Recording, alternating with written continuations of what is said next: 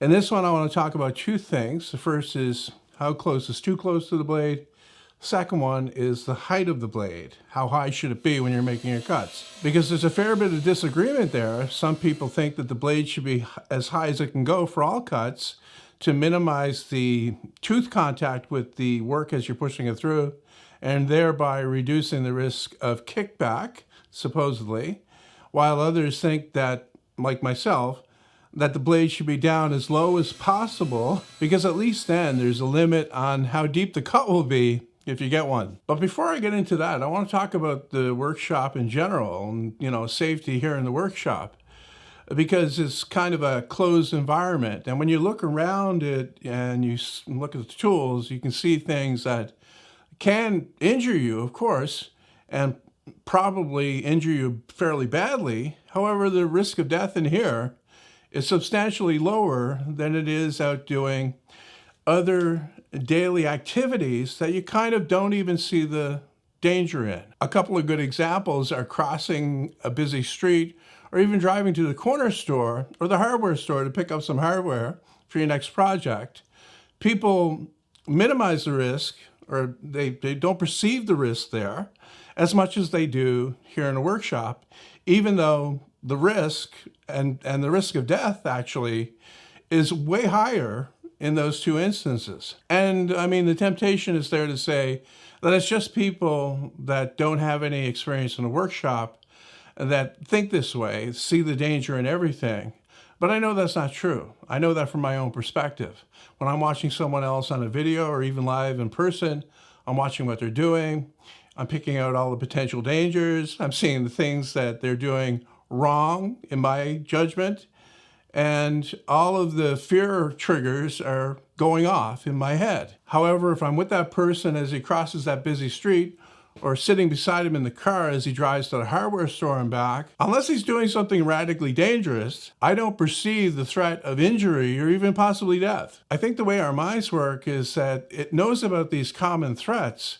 However, it diminishes it in importance to the point where you can actually function in your day-to-day life. Otherwise, you wouldn't leave the house. Even though I'm talking specifically about table saws, this applies to anything with a cutting blade, like a chisel or a handsaw.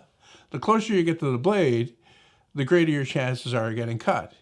So if you want to avoid getting cut altogether, you don't use those tools at all. So you can probably see the problem with that. You wouldn't get anything done if you couldn't use the tool. So what you have to do is you have to manage risk. You have to weigh the importance of getting the operation done with your acceptance of the risk involved. If I'm working on an important project, something that I need to get done, then my acceptance of the risk is going to be higher. And I'm going to not go out of my way to make the things more risky, but I'll be willing to accept the consequences if something goes wrong. However, if I'm doing something that I really don't need or is really inconsequential, then my acceptance of the risk involved will be much lower. So I'll avoid doing that, or I'll try to find a safer way to do it. And some of you are probably saying, well, that's not right. You should be careful 100% of the time. But we can go back to what I said before. If you acted that way, you simply wouldn't get anything done. There wouldn't be any level of risk that would be acceptable to you. When I'm cutting well-seasoned, longer stock, I tend to get closer to the blade, because I know that the chances of something bad happening are a lot less than if I was working with, a piece of 2x4 straight from the lumber store, bring it in on the table saw, start cutting it, and it turns into a hockey stick almost immediately and catches on the blade and starts to kick back. And the reason why I would do that is because I've already gone through my risk assessment compared to the importance of the project, and I've decided that it's worth the extra risk to get the thing done. Now, I could do it safer, of course. Everything can be done safer. You can use a push stick for every operation. But like I said in the previous video, if you have a lot of stock to cut up, you're going to save a lot of time by doing it without using a push stick if you know that you can push it through safely. And very much like I did in the previous video, I need to say this again. I'm not telling people to throw away their push sticks and start using their fingers more. This is the way that I do things in my shop.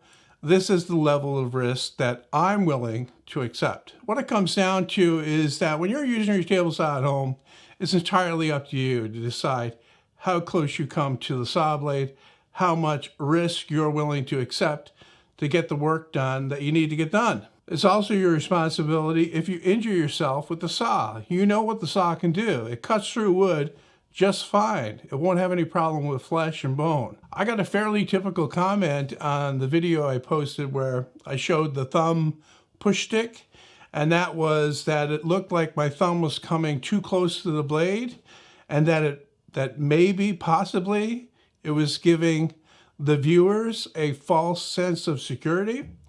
And I answered that by saying, well, if I was standing like on the edge of a cliff, like inches from the drop, would that give you a false sense of security as well? The fact of the matter is that most people recognize a potentially dangerous situation, and then they do it in the safest way possible according to their own judgment. They're not recalling a video where they saw somebody, getting really close to the saw blade and thinking that they're safe doing it that way. As for blade height, I've covered the main thing already. The more it's exposed, the deeper the cut you'll get if you happen to stumble into it or if your hand flies towards it for whatever reason. A lot of guys will say that having the blade higher will reduce the chance of kickback. I've not found that to be the case.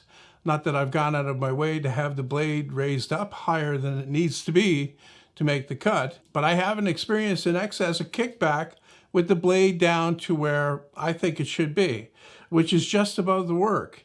Ideally, the gullets, the bottom cutouts of the teeth, would just clear the top of the material as cutting through. Another point brought up is the efficiency of the cut.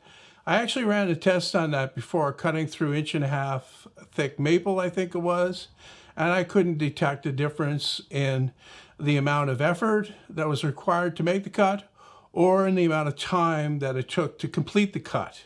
They were both basically the same. Now, as for cut quality, you're generally going to get a better cut quality if the blade is lower. It's going to be smoother. However, that's never a factor when I'm making a table saw cut. I'm always going to go further with that edge. I'm either going to plane it in some way, or I'll scrape it and do something, in other words, to get rid of that the cut marks that are on there. What I'm looking for is something that's straight and square and doesn't have any big gouges in it.